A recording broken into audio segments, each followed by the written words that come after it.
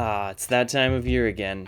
The time of year when the malls are busy, the air is chilly, and I go into hibernation mode and play games guilt-free after work. Remember back in the day, adventure games were really all the craze? Somehow every single one of those games always needed a winter or ice or snowy level. Even though it's cliche, I miss when video games used to have that diversity of levels where you have a forest and a desert and a frozen wasteland. Something about that really just made me feel like I was on some grand adventure all across the world of the game. And with that being said, I wanted to talk about some of my favorite ice and snow levels, seeing as it's that time of year. And this is completely my own subjective opinion, and I would love to hear what your favorite ice and snow levels are as well down in the comments below. Something about these snowy levels is just so comforting, especially when they contrast it with some warm and cozy atmosphere on a different part of the level, like having a cabin, for example. And we're going to talk about a few of those, so let's jump right into it. At number 5, I have Shiveria from Super Mario Odyssey. Something the Super Mario games do right, especially the 3D ones, is having such diversity and creativity poured into all their level designs. And Shiveria is definitely no exception. Right off the bat when you land the Odyssey here,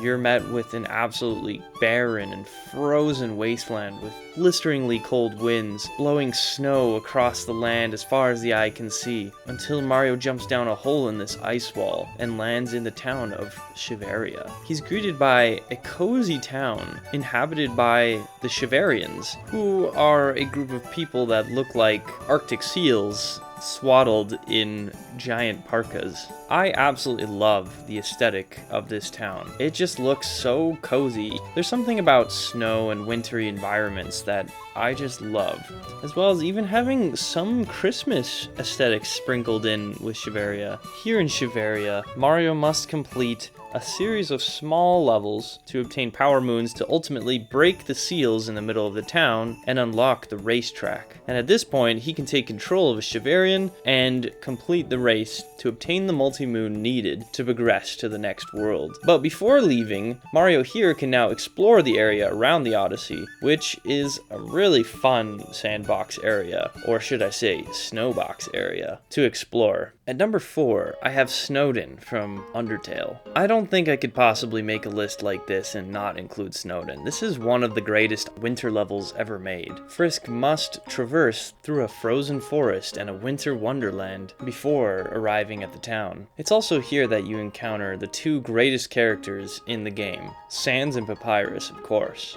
These two brothers are just so goofy, and their back and forth antics between Sans being lazy and Papyrus being dead set on capturing a human, although not being the brightest in the shed, provides some of the most entertaining dialogue in the game and even in any RPG that I've played.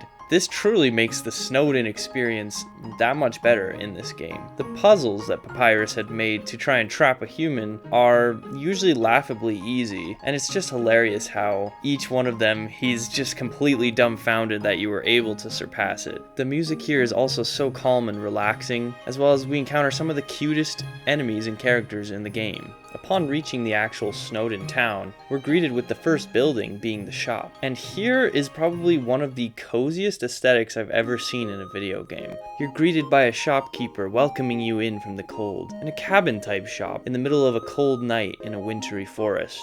The color scheme shown here, with the shop being bathed in warm yellow and orange lighting behind the shopkeeper, gives the player a sense that this is a warm and cozy place, along with some of the most soothing music I've ever heard in a video game. This shop theme is seriously iconic. Even if it is used in some memes, it's still a great song. The town itself is full of buildings like this, with Grillby's, the restaurant slash pub type place, also being a standout location in the game. On top of all of this, there's even a Christmas tree in the middle of the town. All these things make this aesthetic one of the best winter aesthetics in gaming, and definitely one of the most memorable areas in Undertale for me. At number 3, I have Cool Mountain from Super Mario 64. Okay, I'm sure you knew this would be on the list. This level is just iconic. I'm probably using that word way too much, but I'm gonna keep using it because these levels, they just are iconic. This level truly has it all. It has an amazing wintry rendition of the main motif or theme used throughout the game, as well as having just such an iconic level design and aesthetic. We're on this frozen mountain and the middle of who knows where, but it's snowing and there's penguins and there's a warm cozy cabin that you can go into a slide from. This slide being also one of the most well-known and remembered parts of Super Mario 64, as well as who can forget yeeting the baby penguin off the side of the mountain. Coming in at number 2, I have Freezeezy Peak from Banjo-Kazooie. This is probably one of my favorite winter levels in any video game. It truly has it all. There's a little cozy cabin village off to the one side of the map, a frozen lake area with a giant snowman in the middle, a sledding course to be able to race against a polar bear guy, as well as a giant Christmas tree in one corner, which you can go inside of and turn the lights on. On top of all of this, the song is just such a banger and really nails that winter/Christmas aesthetic. Even though I didn't really grow up playing Banjo-Kazooie that much as a kid and really played through most of it for the first time about a year ago, playing this level gives me this really warm and weird childhood nostalgia feeling. Like when game design and graphics were simpler, but on the flip side, developers really tried hard to make the art as good as possible with the limited tools they were provided. And this always just ended up with these amazing level designs, amazing art directions, filled with passion and creativity. And it's no wonder that these levels stand the test of time and are extremely memorable. And at number 1, I have Shiver Star from Kirby 64. This one might be a bit of a personal bias, but whatever, it's my list, so. Kirby 64 was one of my favorite childhood games growing up, and it's a game that I often revisit, even now. To me, Shiver Star is the peak of winter levels. First of all, it's insane that Shiver Star appears to be modeled after Earth. Now, I'm not sure if this is ever confirmed, but it really seems that way, just looking at its model. And if this is true, then the implications here are that Earth has become a frozen apocalyptic wasteland. Or, should I say frozen apocalyptic wonderland, because it's absolutely beautiful. Now, I'm mainly referring to Shiver Star Stage 1, because the other ones, they're not fitting the aesthetic that I'm wanting to really discuss here, and they don't leave as much of an impression on me in that way. But I digress. I want to focus on the first stage of Shiver Star. This stage is my absolute favorite. First of all, we're literally walking through a winter wonderland. There's snow on the ground, there's a whole bunch of evergreen trees in the background with snow-covered branches, even flowers sticking out of the ground with snow on top of them. Combine all this with the music that's playing, which Kirby games absolutely cook on music in general, but especially for ice levels. And Shiver Star is no exception. I love this theme, and it's just the perfect way to encapsulate winter, in my opinion, in a video game song. Anyways, I even love playing that song when I just see it snowing outside in real life. As you continue through the level, you're even greeted with Waddle Dee and a sled, in which you go sledding down this massive hill of snow. And these type of sections are always a fun way to diversify the gameplay in Kirby 64. It also really just adds to that nostalgic winter aesthetic, going sledding with your buddy or your brothers on a cold and sunny winter's day, to which you then enter an igloo to fight the first mini-boss of this world. And oh boy, this is such a cozy little igloo. It's even got Christmas trees in the back. After this, you get to one of my favorite parts in the level, which is this frozen pond area. This part of the level is my favorite for a few reasons.